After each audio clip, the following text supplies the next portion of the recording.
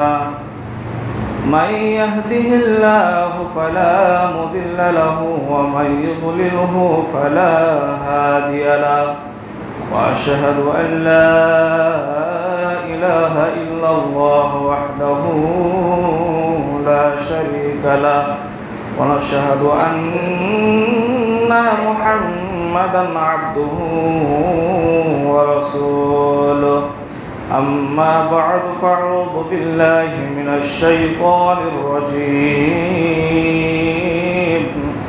بسم الله الرحمن الرحيم كل نفس ذائقة الموت وقال الله تعالى في موضع آخر بسم الله الرحمن الرحيم قل إن الموت الذي تفرون منه فإنه ملاقيكم ثم تردون إلى عالم الغيب والشهادة فينبئكم بما كنتم تعملون وقال الله تعالى في موضع آخر بسم الله الرحمن الرحيم ألهاكم التكاثر حتى زرتم المقابر وقال النبي صلى الله عليه وسلم في الحديث إذا أُضِيَ الميت في القبر آتاه ملكان فيقولان من ربك ومن دينك ومن نبيك أو كما قال عليه الصلاة والتسليم উপস্থিত আমার সামনে প্রবিষ্ট দিনদার পরেশগার ছোট বড় মুসলিম ভাই ও বাবজি আমার, পর্দার অন্তরালে পর্দানাসীন মা ও ভগ্নীগণ, সমস্ত প্রশংসা সমস্ত গুণগান স্তুতি আরাধনা সে মহান আল্লাহ তাআলার জন্য যে রব্বে করিম তিনি আমাদেরকে আজকে এই সাপ্তাহিক পবিত্র জুমার দিনে সকলের কাজকর্ম ছেড়ে দিয়ে সলাতুল জুমা আদায় করতে আসার তৌফিক দান করেছেন। যে আল্লাহ তাআলা তিনি ওয়াহদাহু লা শারীক, যে আল্লাহ তাআলা তিনি আমাদের হায়াত এবং মওতের মালিক, যে আল্লাহ তাআলা তিনি আমাদের বিচার দিবসের মালিক। সে আল্লাহ তাআলার প্রশংসা করে আমরা শেষ করতে পারি না, তাই আমরা সকলে সংক্ষিপ্তে সে মহান আল্লাহ তাআলার প্রশংসা করি একটি ছোট্ট বাক্যের দ্বারাই আমরা সকলে বলি আলহামদুলিল্লাহ।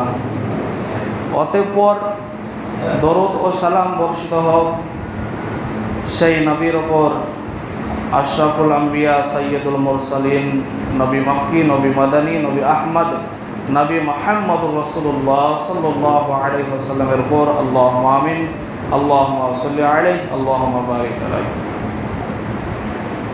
সম্মানিত জুমা মসজিদের মুসল্লি সকল, আমি আপনাদের সম্মুখে পবিত্র কোরআনুল কারীম থেকে বিক্ষিপ্তভাবে আয়াত পড়েছি। নবী মুহাম্মদ সাল্লাল্লাহু আলাইহি সাল্লামের একটি হাদিসের অংশ পড়েছি।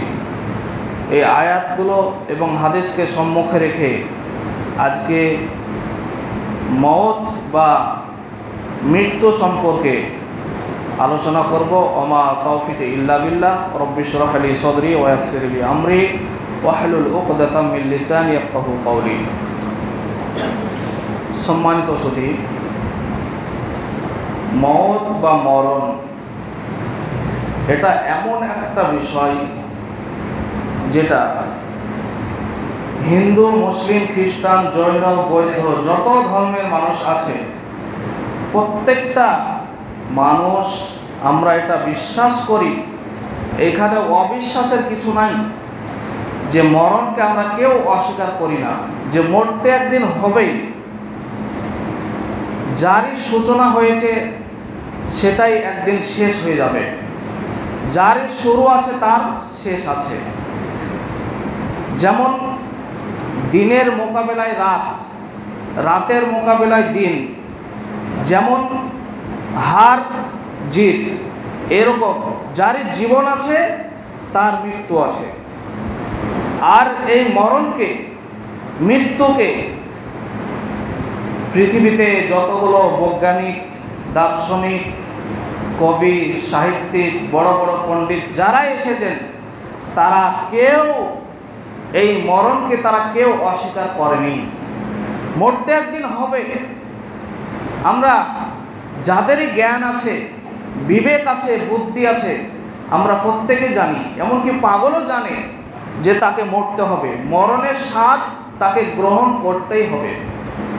আর এই মরণ থেকে, মৃত্যু থেকে যে পালিয়ে গিয়ে অন্য কোথাও সেখানে আশ্রয় গ্রহণ করব, সেই জায়গায় থাকব, সেখানে গেলে আমার মরণ মৃত্যু সেই জায়গায় পৌঁছাবে না, এরকম কোনো জায়গা নেই।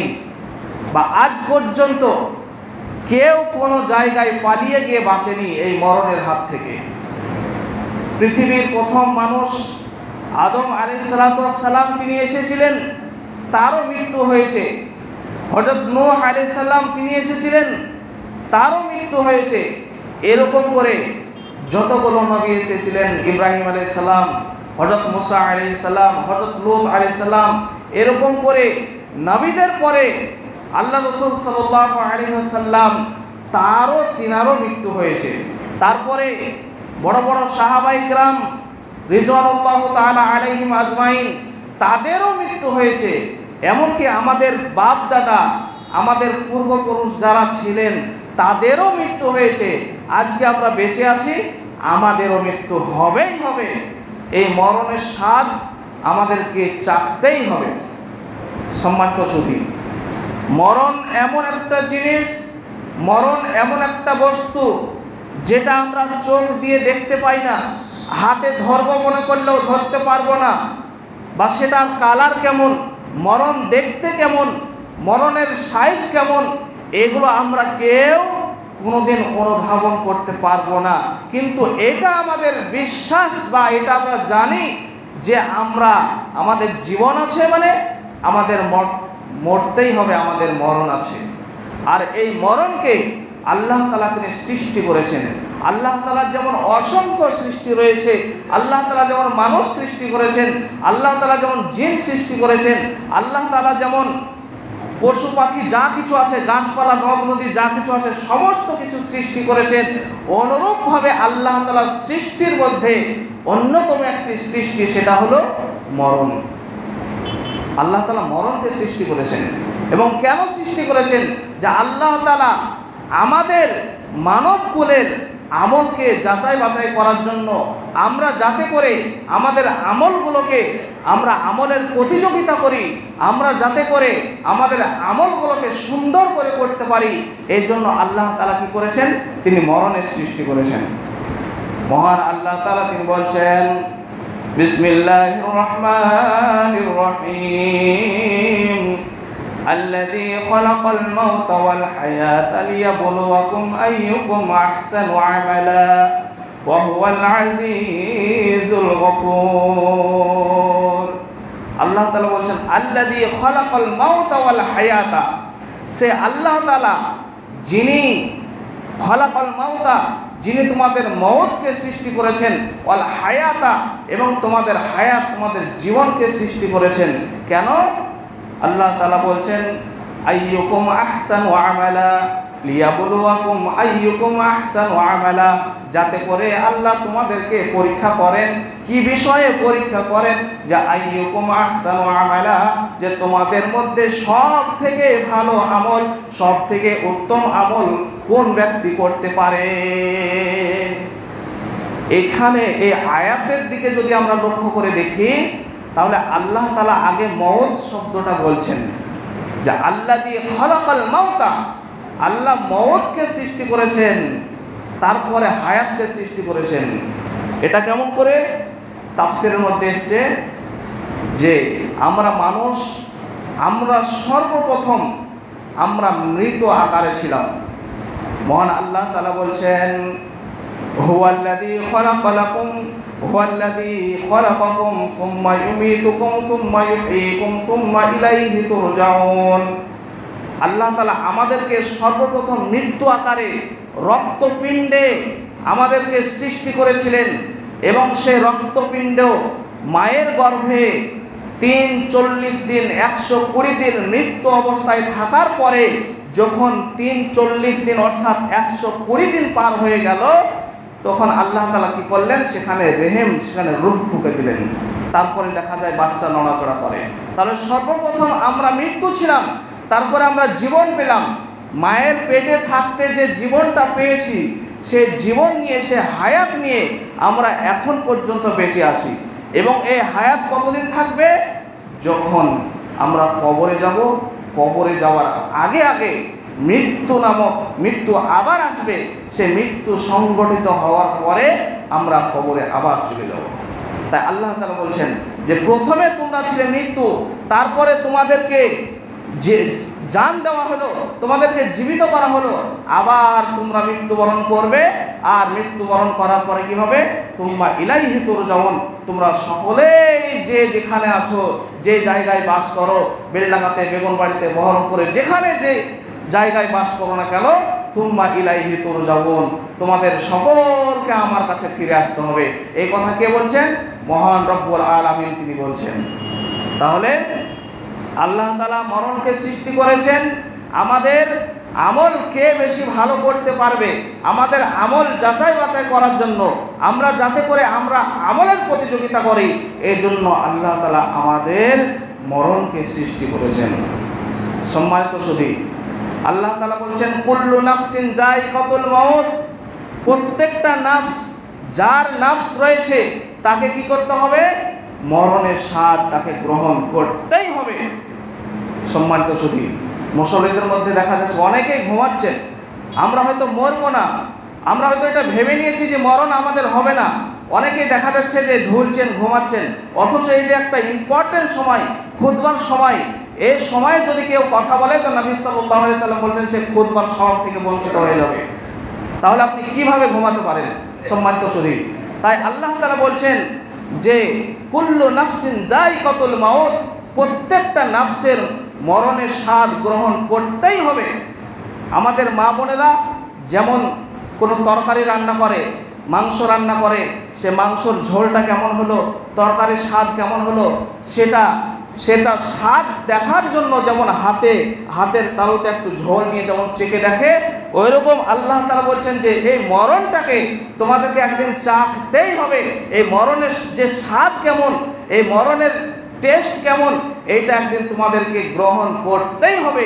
আর এই মরণ থেকে কেউ কোনোদিন রেহাই পায়নি। সম্মানিত সুধী, ফেরাউনের মতো যে ফেরাউন সে কি বলেছিল?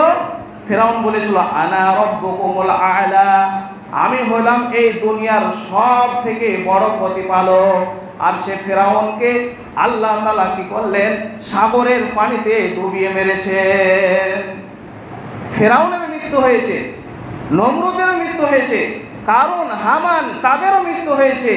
আমাদের পূর্ববর্তী যারা মানুষ ছিলেন, এই মসজিদ যারা প্রতিষ্ঠাতা করে গেছেন, তাদেরও মৃত্যু হয়েছে, তারাও চলে গেছে। এক এক করে আমরাও চলে যাব, আমরাও থাকবো না। আমাদের পরের যে জেনারেশন, আমাদের ছেলে নাতি, তারা কি করবে? এই মসজিদ প্রতিষ্ঠা করবে। আমরা আজকে বেঁচে আছি, আমাদেরকেও চলে যেতে হবে। তাই এই মরণ থেকে কেউ কোনোদিন রেহাই পায়নি। মরণ, তাকে মরণের স্বাদ গ্রহণ করতেই হবে। মহান আল্লাহ তাআলা তিনি বলছেন কুল ইন্নাল মাউতাল্লাযী তাফিররুনা মিনহু ফাইন্নাহু মুলাকীকুম সুম্মা তুরাদ্দুনা ইলা আলিমিল গায়বি ওয়াশ শাহাদা ফায়ুনাব্বিউকুম বিমা কুনতুম তা'মালুন। আল্লাহ তাআলা বলছেন কুল ইন্নাল মাউতাল্লাযী, নবী গো আপনি মানুষদেরকে বলে দেন, ইন্নাল মাউতাল্লাযী তাফিররুনা মিনহু, তোমরা যদি এই মরণকে দেখে তোমরা যদি পলায়ন করো, মরণ দেখে যদি তোমরা পালিয়ে যাও, ফা ইন্নাহু মুলাকীকুম, মরণ যেই জায়গায় তোমার নির্ধারিত রয়েছে, যেই স্থানে তোমার ভাগ্যে, তোমার তাকদিরে মরণ লেখা আছে, বহরমপুরের মাটিতে যদি তোমার মরণ লেখা থাকে, কলকাতার মাটিতে যদি তোমার মরণ লেখা থাকে, দার্জিলিংয়ের মাটিতে যদি তোমার মরণ লেখা থাকে, ফাইন্নাহু মুলাকীকুম, সেই জায়গায়, সেই ভূমিতে গিয়ে মরণ তোমাকে সাক্ষাৎ করবে, সেই জায়গায় গিয়ে মরণ তোমাকে গ্রাস করবে। আমরা যেখানেই যাই না কেন, আমি অসহায় মানুষ, গরিব মানুষ, আমি ভাবছি যে যারা বড় বড় লোক, ক্ষমতাবান লোক, তারা ব্যাঙ্গালোর যায়, বোম্বাই যায়, আমি গরিব মানুষ, আমি যেতে পারবো না। আর সে ব্যাঙ্গালোরের মাটিতে যদি আমার মরণ লেখা থাকে, হয়তো এমন অবস্থা হয়েছে যে চিকিৎসার জন্য ব্যাঙ্গালোর ভেলোর যেতে হয়েছে, আর সেইখানে গিয়ে আমার মরণ হবে, অথচ আমার বাসস্থান এই বেলডাঙ্গা থানার বেগুনবাড়ি গ্রামে। আমার মরণ যদি এইখানে না থাকে, বিদেশ জায়গায় যদি থাকে, অনেক ভাই সৌদি আরব কাজ করতে গিয়ে সেখানে মারা যাচ্ছেন, তা মানে তার মরণ সে সৌদি আরবের মাটিতে তার মরণ লেখা আছে। সম্মানিত সুধী, মরণ হলো অতি বাস্তব সত্য জিনিস। এই মরণ থেকে কেউ রেহাই পাবে না, প্রত্যেকটা মানুষকে মরতে হবে। তাই মরণের জন্য আমাদেরকে কি করতে হবে? প্রস্তুতি গ্রহণ করতে হবে। মরণের জন্য প্রস্তুতি গ্রহণ করতে হবে। আল্লাহ তাআলা যে প্রথমেই আমি বললাম যে আল্লাহ তাআলা বলেছেন যে আমি মরণকে সৃষ্টি করেছি যাতে করে তোমরা তোমাদের আমলকে সুন্দর করতে পারো। প্রস্তুতি নিতে হবে। কেমন?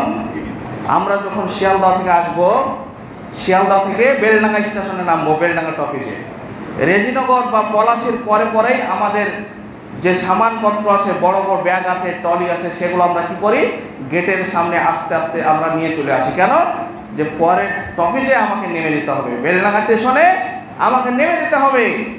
তাই আমরা এটা নির্ধারিত আমরা জানতে পারছি যে বেলডাঙ্গা স্টেশনে নামবো, ভাবতে যাব না বেলডাঙ্গায় আমার বাড়ি, কিন্তু আমার মরণ যে কোন জায়গায় গিয়ে তার স্টপেজ হবে, কোন জায়গায় সে থামবে, এটা কিন্তু আমরা কেউ বলতে পারবো না। আমার দাদু 90 বছর বেঁচেছে বলে আমিও 90 বছর বাঁচবো না। আমার আব্বা 60 বছর বেঁচেছে বলে আমিও 60 বছর বাঁচবো না। আমার আব্বা যে বয়স পেয়েছে তার অর্ধেক বয়সেও আমার মরণ হয়ে যেতে পারে, আমার মৃত্যু ঘটে যেতে পারে। তাই যে কোনো সময়ে, যে কোনো পরিস্থিতিতে ভাই মুসলমান, মরণের জন্য আমাদেরকে প্রস্তুতি গ্রহণ করতে হবে। সম্মানিত সুধী, মানুষের যখন মরণ হয়, মানুষের মরণকে দুই রকম পদ্ধতিতে তার আত্মাকে, তার রূহকে ফেরেশতা কবজ করেন। হাদিস, লম্বা হাদিস, হাদিসটি আবু দাউদের মধ্যে এসেছে। হাদিসটি বর্ণনা করছেন বারা ইবনে আযিব রাদিয়াল্লাহু আনহু। তিনি বলছেন যে একদা নবী সাল্লাল্লাহু আলাইহি ওয়াসাল্লামের সঙ্গে একটা আনসারী সাহাবীর জানাজায় আমরা উপস্থিত হলাম এবং সেখানে গিয়ে দেখলাম যে সে আনসারী সাহাবীর কবর খনন, কবর খোঁড়াখুড়ির কাজ চলছে, এখনো কমপ্লিট হয়নি। নবী সাল্লাল্লাহু আলাইহি সাল্লাম কবরের পাশে গিয়ে বসলেন এবং আমরাও নবী মুহাম্মদ সাল্লাল্লাহু আলাইহি সাল্লামকে ঘিরে বসলাম। এমন হয়ে ঘিরে বসলাম যাতে আকাশের পাখিগুলো যেমন এক জায়গায় ঝাঁক হয়ে থাকে, সেরকম করে আমরা বসলাম। নবী সাল্লাল্লাহু আলাইহি সাল্লামের হাতে একটা লাঠি ছিল, সেই লাঠি দ্বারা নবী সাল্লাল্লাহু আলাইহি সাল্লাম বারবার মাটিতে আঘাত করছেন আর বলছেন যে মরণ হলো অতি সত্য জিনিস, মরণ হলো অতি বাস্তব জিনিস। তবে তোমরা জেনে রাখো, মানুষের যখন মরণ হবে তখন সে মরণকে দুটো পদ্ধতি অবলম্বন করা হবে। এক, যদি সেই আত্মা, সেই মানুষটা যদি কাফের, বেঈমান, মুশরিক হয়, তো নবী মুহাম্মদ সাল্লাল্লাহু আলাইহি সাল্লাম তিনি বলছেন, নবী মুহাম্মদ সাল্লাল্লাহু আলাইহি ওয়াসাল্লাম তিনি বলছেন, যদি সেই ব্যক্তি কাফের হয়, সেই ব্যক্তি বেঈমান, মুশরিক হয়, তাহলে সেই ব্যক্তির মাথার সামনে মালাকুল মউত বসে থাকবে, আর কালো কালো চোখ বিশিষ্ট, কালো শরীর, দেখতে কালো, কুৎসিত বর্ণের ফেরেশতা আসবে। আসার পরে সেই ব্যক্তিকে বলবে, ইয়া আইয়াতুহান নাফসুল খাবিসা ইরজিই ইলা কাযাবিল্লাহ, হে খবিস আত্মা, তুমি তাড়াতাড়ি বেরিয়ে এসো, তাড়াতাড়ি বেরিয়ে এসো। কেন তাড়াতাড়ি বেরিয়ে এসো? ইরজিই ইলা কাযাবিল্লাহ, তোমাকে আল্লাহর গজবের দিকে এক্ষুনি নিয়ে যাওয়া হবে, আল্লাহর আযাবের দিকে তোমাকে এক্ষুনি নিয়ে যাওয়া হবে। যখন ফেরেশতারা চিৎকার করবে, এই বেঈমান আত্মা, এই খবিস, এক্ষুনি তাড়াতাড়ি বেরিয়ে আয়, তোকে আযাবের দিকে নিয়ে যাওয়া হবে, তখন কিন্তু সে আত্মা তার সে শরীর থেকে বের হবে না, এখানে ওখানে সে আত্মা, সে রূহ দৌড়ে বেড়াবে। তখন কি করবে? মালাকুল মউত সে আত্মাকে এমনভাবে নিংড়িয়ে সে আত্মাটাকে বের করা হবে, যেমন আমরা রাস্তাঘাটে দেখতে পাই যে যারা আখের রস বিক্রি করে সে আখটাকে প্রথমত কি করা হয়, তার চামড়াটাকে সে ছালটাকে ছেঁড়া হয়, ছেঁড়ার পরে সে আখটাকে যেমন দুমড়িয়ে মুচড়িয়ে যেমন সে মেশিনে ভরে দেওয়া হয়, আর মেশিনে ভরে দেওয়ার পরে সে চাকাটাকে ঘুরিয়ে যেমন নিংড়িয়ে রসটাকে বের করা হয়, অনুরূপভাবে মালাকুল মউত খবিস যে আত্মা সেই দেহকে এমনভাবে মুচড়িয়ে দুমড়িয়ে কি করবে, সে রূহটাকে বের করে তাকে উপর দিকে নিয়ে যাওয়া হবে। উপর দিকে যখন নিয়ে যাওয়া হবে তখন আসমানের ফেরেশতারা এবং সে আত্মা থেকে, সে রূহ থেকে অত্যন্ত দুর্গন্ধ ছড়াবে এবং প্রথম আসমানে অনুমতি নেওয়া হবে উপর দিকে যাওয়ার জন্য। তখন আসমানের ফেরেশতারা বলবেন যে কে, কাকে তোমরা নিয়ে যাচ্ছ, এত দুর্গন্ধ কে? তখন ফেরেশতারা বলবেন যে এ হলো ফুলান ইবনে ফুলান, অমুকের ছেলে অমুক, বেগুনবাড়ি গ্রামের অমুকের ছেলে অমুক, তার আত্মা তার রূহকে উপর দিকে নিয়ে যাওয়া হচ্ছে।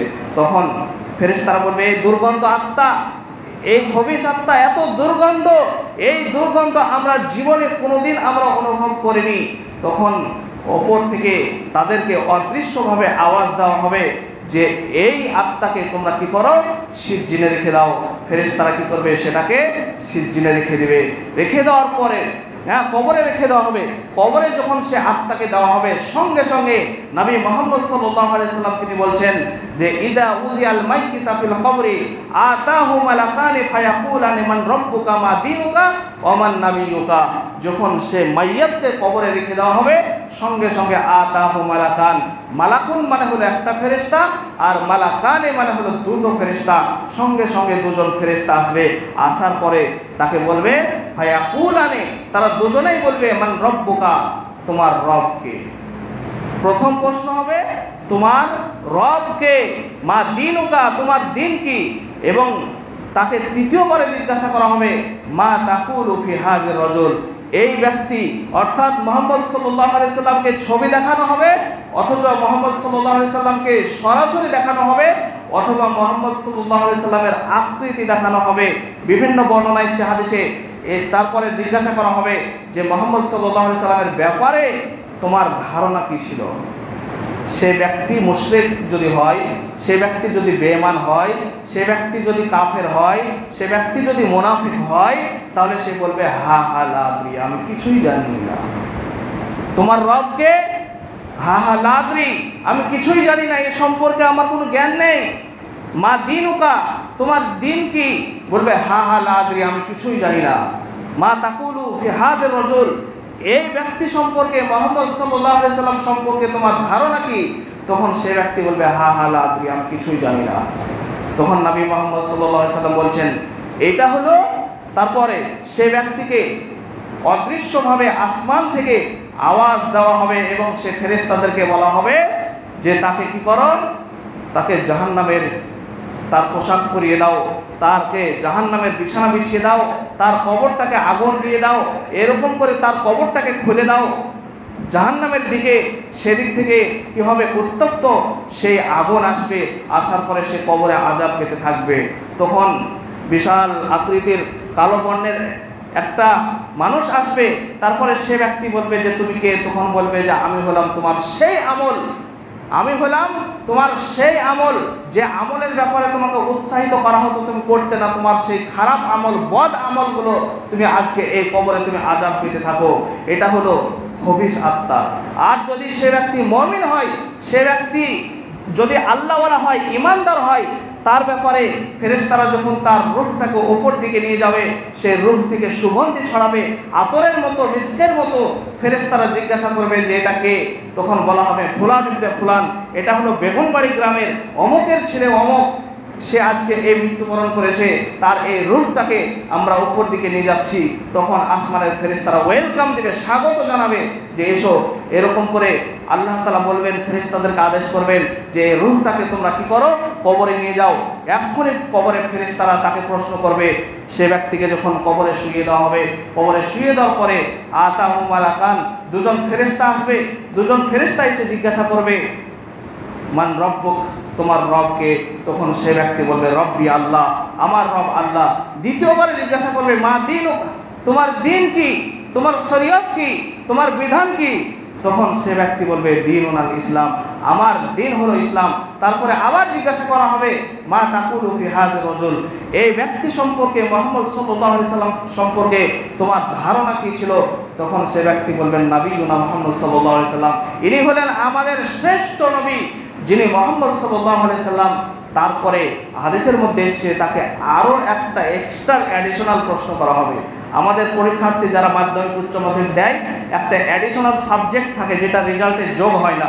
ফেরেশতারা তাকে একটা অ্যাডিশনাল প্রশ্ন করবেন সে মুমিন ব্যক্তিকে, যে তুমি এটা কোত্থেকে জানলে, কোথা থেকে তুমি এটা জেনেছো? তখন সে ব্যক্তি বলবে যে আমি অমুক দিনে আমি এই মসজিদের খুতবায় ইমাম সাহেবের মুখ থেকে শুনেছি, আমি অমুক জালসায় বক্তার মুখে থেকে শুনেছি, অথবা আমি কোরআন হাদিসে পড়েছি এবং আমি জেনেছি। এই প্রশ্নটা ফেরেশতারা করবে। তারপরে আসমানের দিক থেকে একটা অদৃশ্যভাবে আওয়াজ আসবে, আসার পরে বলবে আলবিসুল জান্নাহ, তাকে জান্নাতের পোশাক পরিয়ে দাও, তাকে জান্নাতের বিছানা বিছিয়ে দাও। তারপরে কি করো? জান্নাতের দিকে তার কবরটা প্রশস্ত করে দাও, যাতে করে জান্নাতের সেই সুশীতলা হাওয়া বাতাস যাতে করে তার কবরে পৌঁছাতে থাকে। এরকম করে সে ব্যক্তি কবরে শুয়ে থাকবে। যখন কিয়ামত সংগঠিত হবে, সে ব্যক্তি যখন জাগ্রত হয়ে যাবে, আর তার ব্যাপারে নবী মুহাম্মদ সাল্লাল্লাহু আলাইহি সাল্লাম বলেছেন যে সে ব্যক্তি, সে মুমিন ব্যক্তি এমন হয়ে কবরে ঘুমিয়ে যাবে যে ফেরেশতারা বলবেন নামকা নাউমিল আরুল পুরুষ, যে নতুন জামাই যেরকম করে বাসর ঘরে নতুন বউ নিয়ে শুয়ে থাকে, তাকে কেউ ডিস্টার্ব করে না। তার উঠতে যদি সকালবেলা একটু দেরিও হয়, 7টা-8টা বেজে যায়, তবুও পরিবারের মানুষ তাকে ডিস্টার্ব করে না। কেন? যে নতুন জামাই বাসর ঘরে শুয়ে আসে। সেরকম বাসর ঘরে যেমন নতুন জামাই শুয়ে থাকে, সেরকম করে তুমি কবরের এই ঘরে, মাটির ঘরে তুমি শুয়ে যাও, তোমাকে কেউ ডিস্টার্ব করবে না। যখন এই কিয়ামত হয়ে যাবে, তখন সে ব্যক্তি হয়তো ভাববে যে আমি সামান্য কয়েক মিনিটের জন্য ঘুমিয়েছিলাম। এ হলো মুমিন। মুমিন ব্যক্তির জান কবজ হবে এইভাবে। এবার একটা প্রশ্ন হলো যে কবরে তো আরবির প্রশ্ন করা হবে, আমরা বাংলাভাষী মানুষ, আমরা কি করে বুঝবো, কি করে আরবি ভাষায় উত্তর দেব? একটা উদাহরণ দিই। একজন বয়স্ক মানুষ, তিনি অত্যন্ত খুব পণ্ডিত মানুষ, এটা দার্শনিকদের গল্প থেকে বলছি। তিনি, তার ছেলে ডাক্তার, মনে করুন তার ছেলে ডাক্তার, কলকাতা মেডিকেল কলেজে সে ডাক্তারি করে। সে নামাজ রোজা কিছু পড়ে না। সে যখন বাড়ি এসেছে তখন তার পিতা, বয়স্ক পিতা, 90-95 বছর বয়স, তার ছেলেকে বলছে বেটা, ছেলে নামাজ পড়ো, আমার তো বয়স হয়ে গেছে, আমি হয়তো কিছুদিন পরে মারা যাব, তুমি নামাজ পড়ো। তখন তার ডাক্তার ছেলে বলছে না, নামাজ পড়ব না। নামাজ পড়ে কি হবে? তখন তার পিতা বলছে নামাজ পড়তে হবে, নামাজ না পড়লে কবরে কি জবাব দিবি, কবরে কি জবাব দিবি? তখন তার ছেলে বলছে কবরে কি জবাব দিব সেটা আমার মুখস্থ হয়ে গেছে। কি? তখন তার পিতা জিজ্ঞাসা করছে কি মুখস্থ হয়ে গেছে বল। তখন বলছে কবরে কি কি প্রশ্ন হবে আগে বলেন আপনি। তখন তার পিতা বলছে কবরে প্রথম প্রশ্ন হবে তোমার রবকে। তখন তার ডাক্তার ছেলে বলছে যে আমি বলবো রব আল্লাহ। তারপরে তার পিতাকে বলছে বলেন কি কি প্রশ্নগুলো হবে। তখন তার পিতা তার ছেলেকে বলছে তোমার রবকে, তোমার দিন কি, তোমার নবীকে। তখন তার ছেলে 3টে প্রশ্নের উত্তর বলে দিয়েছে, আমি এগুলো মুখস্থ করে রেখেছি, আমার রব আল্লাহ, আমার দিন ইসলাম, আমার নবী মুহাম্মদ সাল্লাল্লাহু আলাইহি সাল্লাম। তখন তার পিতা বলছে এই প্রশ্নগুলো আরবিতে হবে। তখন তার ছেলে বলছে যে আমি কি অত খ্যাপা নাকি, আমি আরবিতেও মুখস্থ করে রেখেছি। তখন তার পিতা কিভাবে ছেলেকে বোঝাবো, কিছু বুঝে উঠতে পারছে না। তারপরে তার পিতা তার এক বন্ধুকে ডেকে পাঠালেন। ডেকে পাঠানোর পরে তাকে তার পিতা শিখিয়ে দিয়েছেন যে এই আমার ছেলে আব্দুর রহমান, এর একটা পোষা ময়না পাখি আছে, যে ময়না পাখিটা কথা বলতে পারে। যেমন ময়না পাখি কথা বলে, যেমনভাবে শেখাবেন সেভাবে কথা বলবে। বাড়িতে মেহমান এলে গুড মর্নিং, ওয়েলকাম, আসসালামু আলাইকুম, যেভাবে শেখাবেন ময়না পাখি শেখানো কথাটা সেরকম করে বলবে। তখন তার বন্ধু সে আব্দুর রহমানকে বলছে, এটা কিন্তু খুব দার্শনিকদের গল্প থেকে বলছে, এখানে বোঝার বিষয় আছে। তখন তার বন্ধু তাকে বলছে আব্দুর রহমান, তোমার যে পাখিটা ময়না পাখি, সে ময়না পাখি নাকি কথা বলে। কি কি বলে? তখন আব্দুর রহমান বলছে যে বন্ধু, তুমি যখন আমার বাড়িতে ঢুকবে ওয়েলকাম বলবে, আসসালামু আলাইকুম বলবে, তোমার নাম কি জিজ্ঞাসা করবে। ও আচ্ছা ঠিক আছে, জিজ্ঞাসা করবে তো? হ্যাঁ করবে। ঠিক আছে, আমি অমুক দিনে আসবো, দেখে জিজ্ঞাসা করে কিনা। তখন আব্দুর রহমানের বন্ধু কি করেছে, তার পিতার শিখিয়ে দেওয়া মতো বলেছে তুমি এক বিশাল আকারের একটা সে বন বিড়াল নিয়ে আসবে সঙ্গে করে। তার পিতা শিখিয়ে দিয়েছে আব্দুর রহমানের বন্ধুকে। আব্দুর রহমানের বন্ধু এবার আব্দুর রহমানের বাড়ি বেড়াতে আসছে বড় আকারের এক বনের এক বিড়াল নিয়ে। বিড়ালটা কোলে আসে, আসার পরে সে বাড়ির দরজায় ঢুকেছে, আর সে ময়না পাখির যেমন আওয়াজ করে চি চি চি করে আওয়াজ করছে। সালাম কালাম কিছু নাই, গুড মর্নিং ওয়েলকাম কিছু নাই। তখন বলছে বন্ধু, তোমার ময়না পাখি কথা বললো না কেন? তো বলছে তোমার এই ভয়ঙ্কর এই বিড়াল দেখে সে ভয় পেয়ে গেছে। তখন এবার তার পিতা তার ছেলেকে বলছে, বেটা আব্দুর রহমান, এইটাই আমি তোমাকে বোঝাতে চেয়েছিলাম যে তুমি যে ঠোঁটস্থ বলি তুমি যে মুখস্থ করেছো যে কবরে 3টে প্রশ্ন করা হবে, আমার রব আল্লাহ, আমার দিন ইসলাম, আমার নবী মুহাম্মদ। এই যে একটা বিড়াল দেখে যদি তোমার এই পাখি তার নিজস্ব ভাষা হারিয়ে ফেলে, শেখানো ভাষা হারিয়ে ফেলে, তুমি আজকে যেটা মুখস্থ করেছো এই মুখস্থ বিদ্যা তোমার কবরে থাকবে না। যখনই তুমি কবরে এই মুনকার নাকির ফেরেশতাকে দেখবে, দেখে তুমি তোমার এই শেখানো এই যে ভাষা শিখেছো এই প্রশ্নের উত্তর তুমি হারিয়ে ফেলবে। তোমার ভিতরে যদি ইমানি পাওয়ার থাকে, তোমার ভিতরে যদি ইমানি শক্তি থাকে, তখন তুমি কি করবে, তোমার মুখ দিয়ে সে কবরের সে প্রশ্নের উত্তর তোমার মুখ দিয়ে বেরিয়ে যাবে। সম্মানিত সুধী, তাহলে মরণের স্বাদ আমাদের প্রত্যেককে গ্রহণ করতে হবে, কবরে আমাদেরকে যেতে হবে। সম্মানিত সুধী, সময় শেষ, পরিশেষে বলি আল্লাহ আমাদেরকে প্রত্যেককে তুমি ইমানি হালাতে মরণ দেওয়ার তৌফিক দান করো। আল্লাহুম্মা আমিন। ইয়া আল্লাহ, আমরা যতদিন দুনিয়াতে বেঁচে থাকবো আমরা যেন ইমানি হালাতে বেঁচে থাকি, সে তৌফিক দান করো। আল্লাহুম্মা আমিন। ইয়া আল্লাহ, আমাদের আত্মীয় স্বজন যারা কবরে চলে গেছে তাদের কবরে যদি কোনো আযাব থাকে, আল্লাহ তুমি সেটাকে জান্নাতুল ফিরদাউস বানিয়ে দাও। আল্লাহুম্মা আমিন। ইয়া আল্লাহ, আমাদের ছেলে মেয়ে যারা নামাজ পড়ে না তাদেরকে তুমি 5 ওয়াক্তের নামাজের মুসল্লি বানিয়ে দাও। আল্লাহুম্মা আমিন। আমা আলাইনা ইল্লাল বালাগ। আল্লাহুম্মা সাল্লি আলা মুহাম্মাদ ওয়া আলা আলি মুহাম্মাদ কামা সাল্লাইতা আলা ইব্রাহিম ওয়া আলা আলি ইব্রাহিম ইন্নাকা হামিদুম মাজিদ। আল্লাহুম্মা বারিক আলা মুহাম্মাদ ওয়া আলা আলি মুহাম্মাদ কামা বারাকতা আলা ইব্রাহিম ওয়া আলা আলি ইব্রাহিম ইন্নাকা হামিদুম মাজিদ। সুবহানা রাব্বিকা রাব্বিল ইজ্জাতি আম্মা ইয়াসিফুন ওয়া সালামুন আলাল মুরসালিন আলহামদুলিল্লাহি রাব্বিল আলামিন।